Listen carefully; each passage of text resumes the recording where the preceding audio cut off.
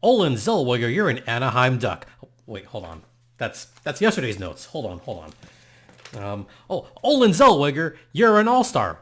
Wait, that doesn't sound right. Hold on. That was another Locked On Goals. Oh, there we go. Olen Zellweger, you saved the goals. We'll talk about that on this edition of Locked On Anaheim Ducks. You're Locked On Ducks, your daily podcast on the Anaheim Ducks, part of the Locked On Podcast Network, your team every day.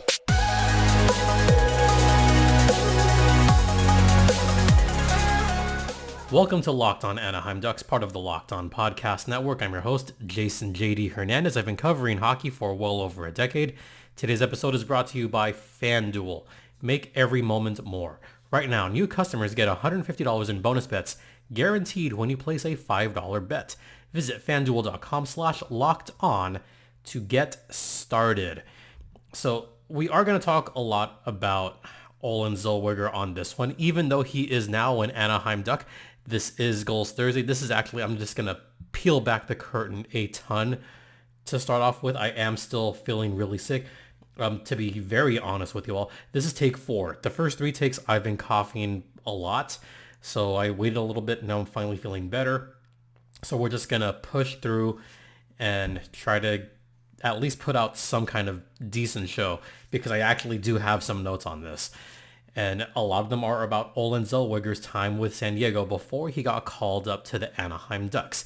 The last 3 games we're talking about in detail is going to be the 3 games against the Canucks. But before we get into that, my big takeaway is Olen Zellweger again. And the reason for that is because of his first 2 games at Abbotsford.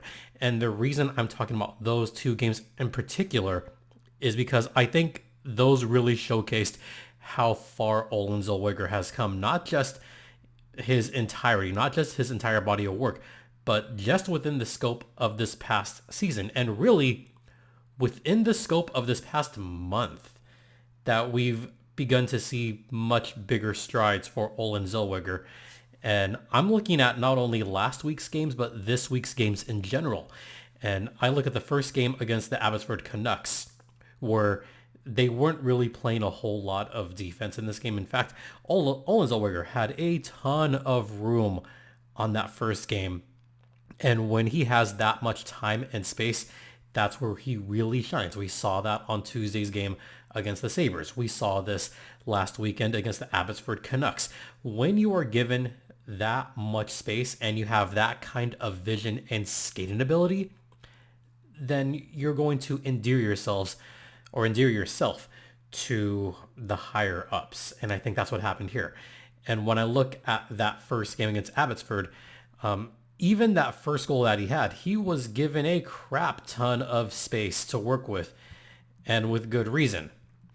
That first goal, even though it was kind of like a weird pinball-y type shot, once he kind of head faked to get around his defender, he was given a crap ton of room, folks. And he's like, all right, no one's around me. I'm by myself. What do you do here? What do you think would happen here? And this was evident in the first period of that game. I mean, he flew through the neutral zone. He was getting back on transition defense. He was showing every positive aspect of his game because it was a back and forth. I wouldn't necessarily call it a track meet of sorts, but there was a good amount of back and forth, and it resulted in some very good chances for the Canucks. And I think that's something that San Diego's worked on, is they've dictated the pace. With Olen Zellweger, they are much better at going back and forth. They're much better on the transition game. I talked about the transition defense against Buffalo on yesterday's podcast.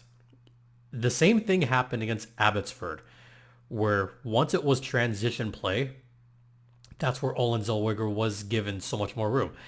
He was getting loose pucks, something that he hadn't done this month a whole lot, or really at all, is even if there's a rush to a puck, he is playing more careful, which is mostly good. You are still a defenseman, and you do want to prevent the other team from scoring. That's the kind of the point of hockey, is to prevent the other team from scoring while scoring a bunch of goals yourself.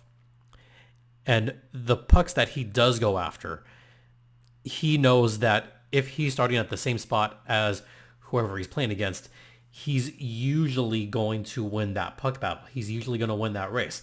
Look, we know that Olen Zellweger is one of the fastest guys out there. I mean, he's only 5'9". He's one of the shortest defensemen as of right now in the National Hockey League. He's only 5'9". Although I think he looks more like 5'10", 5'11", but that's me personally. I don't think he's below 5'9". I don't even think he's 5'9". But anyway, he uses that leg power, and he uses those amazing strides of his to get to loose pucks and to beat his opponents with ease. And his crossovers are just fantastic.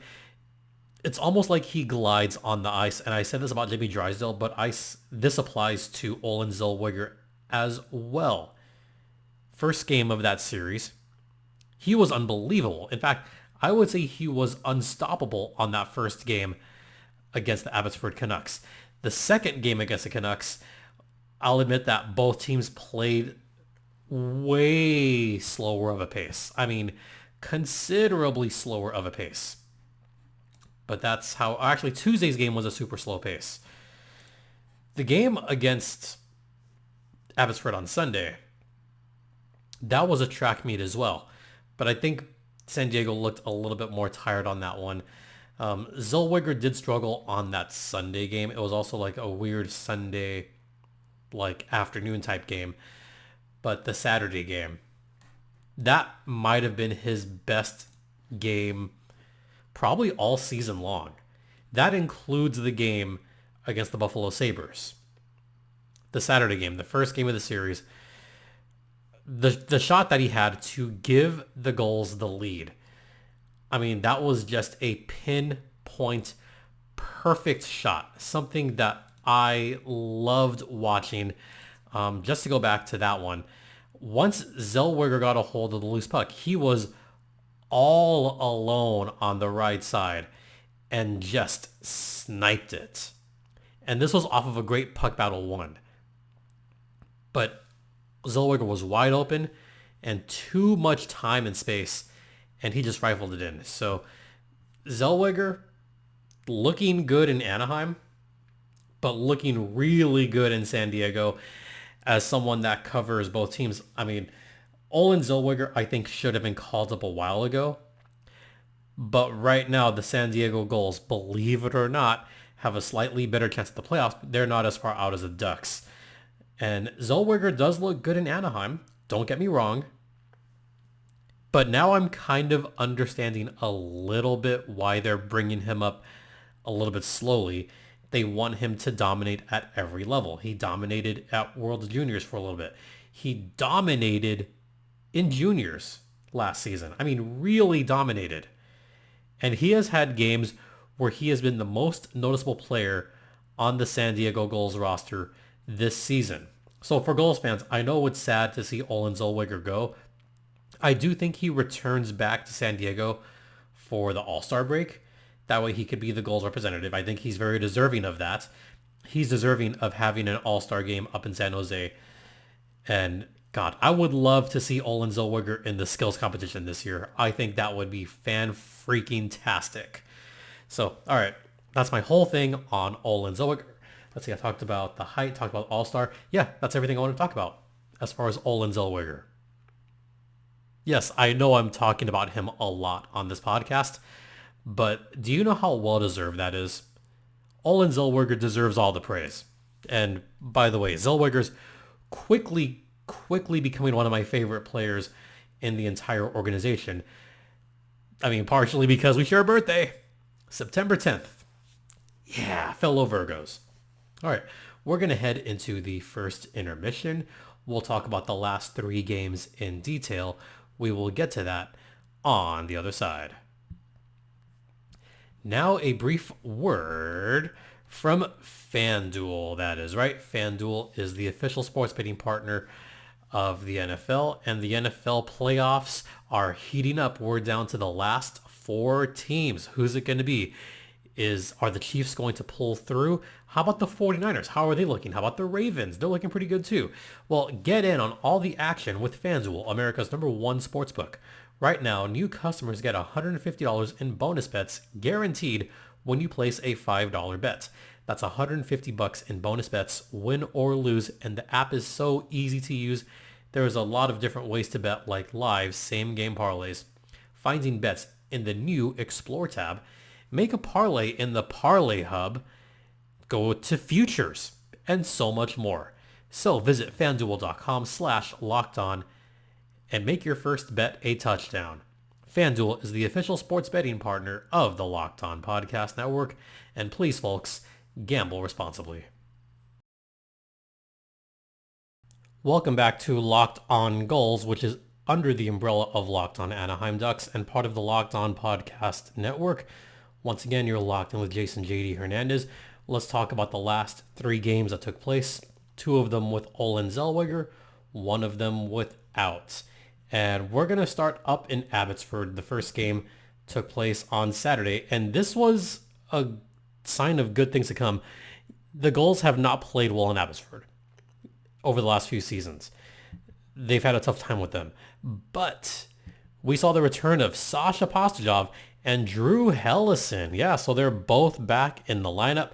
Pasta on the 4th line, Hellison on the 3rd line, D pairing with Colton White, which looked pretty solid throughout most of the game. Actually, the defense didn't look terrible on that first game. They really didn't. And I think a shakeup was also needed. Also back was Ben King. He returned from having a little bit of facial surgery, so he was back in the lineup. So that means that McLaughlin and Profaka were out, as well as Travis Howe. And this was Tomas Sukanik who got the start. And right away, that first goal that I talked about last segment, Olen Zellweger, a nice little pinball-y type goal, made it 1-0 San Diego. And then on the power play, this was on a 2-man advantage, by the way. The Gulls were given so much time and space, and this is where I'm going to talk about Olen Zellweger again. He was given an opportunity to really be that main quarterback for a while for the San Diego Gulls. His vision is so amazing, and it was really evident on this power play where he took a shot and actually did the work and skated hard to get back to the corner, chip the puck away, and get it back himself. So that showed great hustle, great skating ability, and just great hockey IQ. I love seeing that from the young kid, and things that I hope we'll continue to see as he progresses with the Ducks. Once Zellweger got control of that puck, it was towards the point and towards the bottom part of, I guess, the goal mouth. Chase DeLeo was right there, and then Glenn Godden picked it up, scored the goal to make it 2-0 San Diego. Yeah, that was a nice 2-man advantage, and probably one of the better goals that I've seen, especially once Zellweger picked it up and he was given so much space. I mean, there was no one around him. Nobody around him. Once he just got into the zone and gathered the puck. And I was like, all right, so let's move around to the right. Now let's go to the left. Let's do something. Let's put it on net. No, nothing. Okay, let's chase it down, get it back. He did. Once he did, he got even more space. And Glenn Godden just picked it up. Sniped it, baby.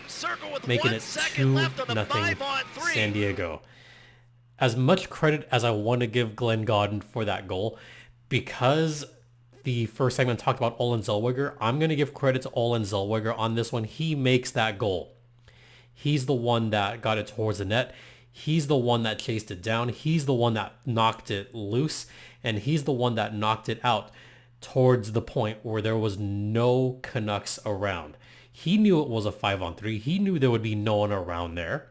And he knew that there would be a San Diego goal player to pick up the change. And once he realized that Chase DeLeo was right there to chip it back to Glenn Godden, chef's kiss. So yes, am I really pumping Olen's tires a lot on this one? You bet your ass I am. I'm pumping his tires a lot on this one. So 2-0 going into the first intermission. And then Abby started clawing their way back. Josh Pasol finally scored his first of the season. Okay, good for him. So it makes it 2-1 Abbotsford. Then Ben King. By the way, did I just mention that this was his first game back coming off of just facial surgery? Yeah, did I mention that? Oh, good. Because I legit thought that Abbotsford was going to tie it up. And they were just rushing towards the net and getting good opportunities. But then Braden Tracy forced a turnover. And Ben King skated on a 2-on-1. And he just went low left and got it through Tolopolo to make it 3-1. Now, I know they gave Colton White an assist on that one as well. I mean, Colton White was right there, and he may have helped, but that's what we call a phantom assist. But you know what? I think they gave him an assist for being the guy that helped break it up. But, give him the assist.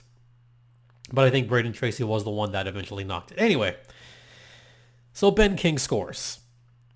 Then John Stevens off of a turnover made it 3-2 San Diego. Yeah. So Olen Zellweger, I thought, had some great chances at the end of the second period. And Olen Zellweger, I thought, was going to get one through again to make it 4-1. But on the counterattack, and this was just a bad bounce, a really bad bounce off of, it wasn't really like, it was kind of a turnover, but kind of wasn't. So John Stevens definitely took advantage of the opportunity. 3-2. All right, third period. That's where things got dicey. Mark Friedman scored to make it 3-3. That was kind of a maddening goal because San Diego was doing everything right, but just one bad pass right in the Canucks zone. And there was a rush going the other way. Goals were outnumbered. 3-3 tie game. Oh boy. Yeah, one of those things. But guess who came to the rescue? That's right. Olen Zellweger, baby. Olen Zellweger to the rescue on this one. Once he got the time and space, he just beat Tolopolo. I think he beat him stick side, if I remember correctly. And he was just given so much time and just wristed it. That's your game winner, folks. San Diego won that one 4-3 in Abbotsford. Yeah, that was an impressive victory. Zellweger with 3 points on that one. He was given the first star. Not even close. Zellweger was by far the best player out there. He dominated on there. Then the next day, the Gulls started Alex Stalock. I'm just going to be really honest, Gulls fans. Stalock looks a little bit slow in net. There was a couple of rebounds that he probably should have corralled and didn't. There was at least one moment in the game where he just did not get the proper push off and didn't get the good speed to prevent a goal from happening. Just one of those games. Abbotsford got off to a very fast start and there was no looking back. Jet Wu scored, Johansson scored, Klimovich scored, Wooders scored. I mean, Hellison scored late and Glenn Godden scored late. But by then, it was like too little too late. Abbotsford wound up winning that game 5-2. And from what I did watch, this was tough. Artur Silovs was back in net for that one. I think Silovs is the better goalie personally over Nikita Tolopilo. And Stalock, I mean, he's the elder statesman for all intents and purposes. Just keeping it honest here. Then that third game, back at home Tuesday. This was a fun one to watch. This was a defensive battle for all defensive battles. And with Zellweger getting called up, well, what's going to happen here? Oh, how about bringing back Luka Profaka? All right, that could work. Profaka's been pretty good. How about, I don't know, Weebs? Okay, Weebs is in the lineup again. Yeah, it's not bad. So Travis Howe was out. Stalock, healthy scratch. This one was just a defensive battle through and through. There was very few shots to begin with, and there was a lot of block shots on this one too, but I think both teams were really careful, especially Abbotsford. They did not want to play that transition game, even though Zellweger was not there. They played super conservatively, which wound up working out in the favor of the San Diego Gulls. There was not much scoring in this one, a lot of penalties, a lot of animosity between both teams. I think we finally got to the point where both teams like, we've seen each other a bunch. Now we're going to hit harder. Now we're going to play a more rough and tumble style game, which they did. It wasn't until the second period when we finally got some scoring. Danilo Klimovich got his second of the season, second of the series, by the way. And then the Regenda agenda is back. Pavel Regenda finally back to his old self. Even though he has been back in the lineup, he looked a little bit rusty, a little bit slow. He didn't look 100% his first game back, but he's starting to pull it together again. And he's starting to break out a little bit more again. This is promising. So Regenda with his 11th of the season. Welcome back, Pavel Regenda, officially. And that tied things up at 1 goal apiece. And that was a nice goal too. I mean, Agazino did just steal a puck from a bad pass on the Canucks side. Third period, super defensive. I mean, neither team wanted to give an inch on this one. I think both teams wanted that point. Shots in the third period, 7-2 in favor of Abbotsford. 7-2. That's it. And this was a rough period too. We saw some tight checking. We saw some really good defense. The structure was amazing. There was hardly any rush plays whatsoever. This was played mostly in the neutral zone. Yeah, for a defensive battle, it was good. But time ran out, so we go to overtime. In the overtime, San Diego had possession of the puck, but they played it super careful. And this is a style of hockey that I'm kind of growing to hate, is teams in overtime just guarding the puck as much as possible. And that's what they did. And I realized that I'm up against it. So what I'm going to do is talk about the shootout right after the second intermission. And we'll talk about the shootout after the second intermission. Stay locked in. Now a brief word from Indeed. And if you need to hire, you need Indeed. Indeed doesn't just help you hire faster, it helps you hire more effectively. 93% of employers agree Indeed delivers the highest quality matches compared to other job sites, according to a recent Indeed survey. Leveraging over 140 million qualifications and preferences every day, Indeed's matching engine is constantly learning from your preferences, so the more you use Indeed, the better it gets. And listeners of this show will get a $75 sponsored job credit to get your jobs more visibility at Indeed.com/lockedon. Just go to Indeed.com/lockedon right now and support our show by saying you heard about it on this podcast.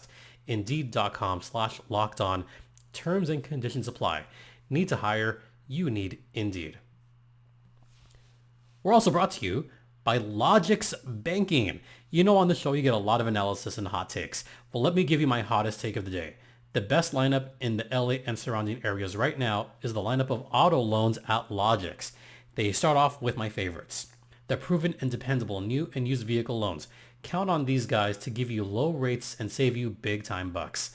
Next up, they've got an exciting new rookie sensation in their electric vehicle loans with super low rates and flexible payment terms. Finally, they've got their auto refinancing loans and lease buyout loans. With these guys, you could lower your monthly payments and get on the road to owning your car faster. Look, I know it's a hot take, but no one can beat the lineup at Logix.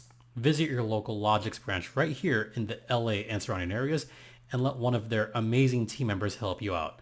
Or just apply online in minutes at logixbanking.com/car. That's LOGIXbanking.com/car. All right, we are going to finish. Let's talk about that shootout. That one went into a shootout. It was Canucks for a while on this one, but I got to give credit to the Gulls for playing some pretty solid defense throughout this game. Shots on goal, only 25-17 in this one. You could tell that both teams were like, we've had enough. We've had enough of this. Let's just end this now, end it in a shootout, and give the fans what they want. By the way, only the second shootout of the season for the San Diego Gulls. The last time they were in a shootout, they beat the Iowa Wild at home 3-2. This took place only a couple weeks ago, if I remember correctly.